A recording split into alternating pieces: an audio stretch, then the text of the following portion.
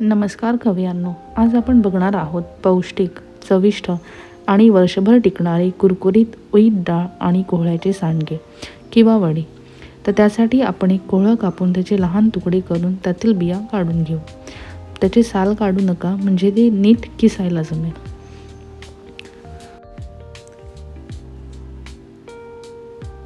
हे असे किसून घेतल्यानंतर त्यातील जास्त असलेले पाणी आपण काढून घेऊ आणि त्याला एका पातेल्यात ठेवून देऊ.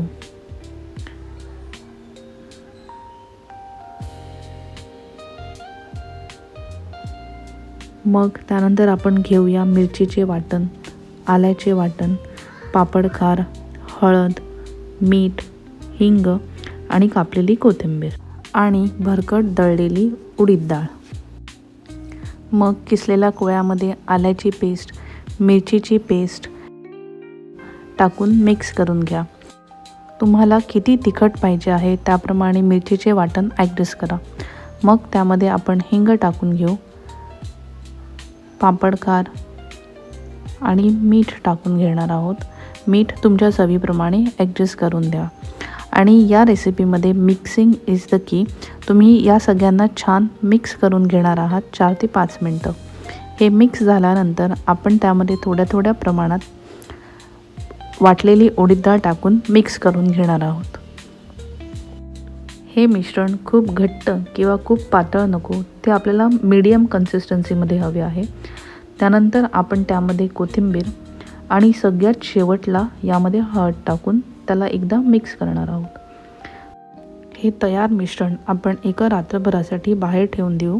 याला फ्रीजमध्ये ठेवू नका.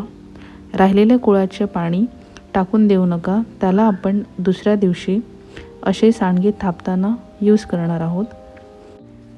हे थापण्यासाठी तुम्ही केळीचे पान, प्लास्टिक किंवा बटर पेपर यूज करू शकता. अशा पद्धतीने थापल्यामुळे ते सुकायला इझी जातात. पहिल्या दिवशी आपण त्याला असे एकदा पालटून घेणार आहोत, म्हणजे ते दोन्ही साईडून सुकतील. 5 दिवसानंतर तुम्हाला काही असे सुकलेले सांडगे मिळतील, जे तुम्ही पूर्ण पावसाळ्यात यूज करू शकता. आपण ह्यांना हवाबंद डब्यात स्टोर करून अगदी वर्षभर वापरू शकतो. रेसिपी आवडल्यास चॅनलला सबस्क्राईब आणि शेअर नक्की करा.